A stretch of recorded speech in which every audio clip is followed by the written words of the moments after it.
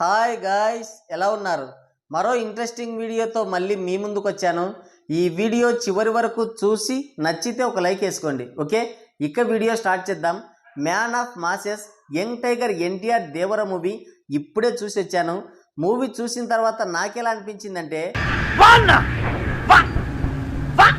గుండెల మీద చేయి వేసుకొని వెళ్ళి ఫ్యామిలీతో సినిమా చూడండి. కొర్రిమామ అన్నంత పని చేశాడు. ఆచార్య మూవీ తీసింది కొర్రిమామ కాదని నిరూపించాడు. సినిమా చూసిన తర్వాత చాలామందికి కింద మండుతున్న వాసన వస్తున్నట్టుంది. సింపుల్ స్టోరీ లైన్ తీసుకొని స్క్రీన్ ప్లే అండ్ ఎలివేషన్స్తో చెడు కూడా ఆడేశాడు. ట్రోలింగ్ అది చూసి నేను కూడా కొంచెం భయపడుతూనే సినిమాకి వెళ్ళాను. బట్ సినిమా చూసిన తర్వాత నాకు ధైర్యం వచ్చింది. ట్రోలింగ్ చేయడానికి ఆస్కారమే లేకుండా తీశాడు మూవీ. జూనియర్ ఎన్టీఆర్ తనని నమ్మి ఇంత పెద్ద అవకాశం ఇచ్చినందుకు కొరటాల ఆ నమ్మకాన్ని నిలబెట్టుకున్నాడు. ఫ్లాప్ డైరెక్టర్లకి ఎన్టీఆర్ మంచి భవిష్యత్తు ఇస్తాడని, ఎన్టీఆర్ ది గోల్డెన్ హ్యాండ్ అని ఈ సినిమాతో మళ్ళీ ప్రూవ్ అయింది. టెంపర్ మూవీ టైంలో తను మాట ఇచ్చినట్టే ఫ్యాన్స్ కాలర్ ఎగరేసే సినిమాలు చేస్తానని చెప్పినట్టే చేశాడు. మొత్తానికి యాంటీ ఫ్యాన్స్కి ట్రోలర్స్కి 360mm రాడ్డు లాభాలో కాల్చి దూర్చారు ఇద్దరు. మూవీ ఎలా ఉందో ఫుల్ డీటెయిల్స్లో తెలుసుకుందాం. ముందుగా మూవీ స్టోరీ విషయానికి వస్తే, నేను నిన్న ఒక వీడియో చేశాను స్టోరీ ఇలాగే ఉండొచ్చని, ఎగ్జాక్ట్గా సేమ్ టు సేమ్. అయినా సరే మీకోసం మళ్ళీ చెప్తాను. మొత్తం స్టోరీ సముద్రం చుట్టూనే తిరుగుతుంది. సముద్రం చుట్టూ ఒక 4 గ్రామాలు ఉంటాయి. అందులో రత్నగిరి అనే గ్రామంలో దేవర ఉంటాడు. ఈ దేవర పూర్వీకులు బ్రిటిష్ వాళ్ళు మన దేశ సంపదని దోచుకొని ఈ సముద్రం గుండా తీసుకెళ్తున్నప్పుడు వారిపైన దాడి చేసి ఆ సంపదని ఇక్కడున్న ప్రజలకి పంచిపెడుతుంటారు. కాలక్రమంలో స్వాతంత్రం వచ్చిన తర్వాత వాళ్ళకి ఎటువంటి పని ఉండదు. పని లేక ఆదాయం లేక ఉన్న వాళ్ళని సముద్రంలో వాళ్ళకి ఉన్న నైపుణ్యాన్ని గుర్తించి కొంతమంది డబ్బాశ చూపించి వెపన్స్ని స్మగ్లింగ్ చేయిస్తూ ఉంటారు.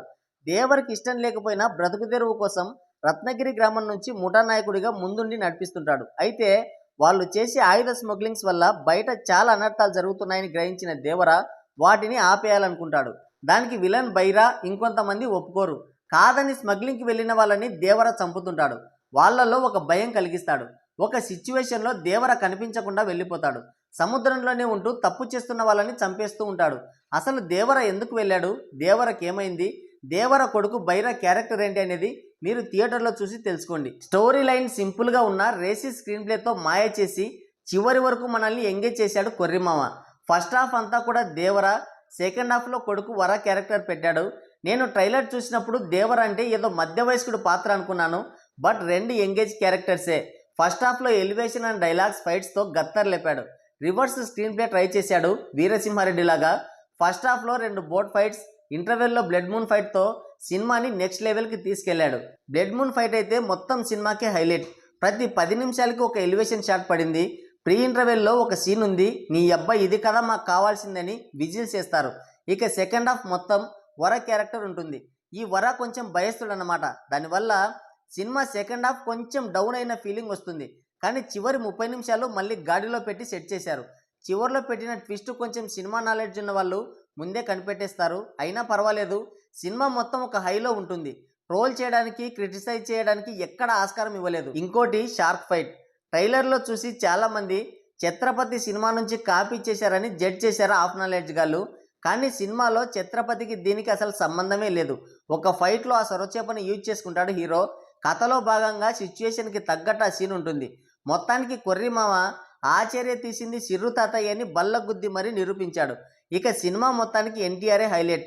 ఆ స్క్రీన్ ప్రజెన్స్, యాక్టింగ్ దంచేశాడు. ఎన్టీఆర్ తర్వాత సైఫ్ అలీ ఖాన్కి మంచి రోల్ దక్కింది. ఈ సినిమాతో ఆయనకి ఇంకొన్ని విలన్ రోల్స్ వస్తాయి. ఇక జాన్వీ కపూర్ తన అందచందాలతో మనల్ని బాగానే అట్రాక్ట్ చేసింది.